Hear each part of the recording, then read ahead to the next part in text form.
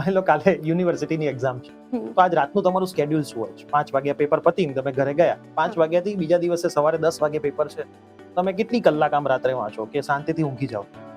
ના, લાઈક 12:30 1 વાગ્યા સુધી હું વાંચી લઉં, અને એ પણ મારા નોટ્સ જે મેં રોજ જે વાંચતી હોઉં એમાંથી જે નોટ્સ બનાવ્યા હોય એ નોટ્સ ડાયરેક્ટ હું વાંચું, કારણ કે ડાયરેક્ટ રિવાઇઝ થઈ જશે એનાથી, અને પછી ડાયરેક્ટ હું કાલ સવારે ત્યાં ડાયરેક્ટ. અને નોટ્સ કેવી રીતે બનાવો છો? આખા સબ્જેક્ટ્સના બધા તમે નોટ્સ બનાવો છો?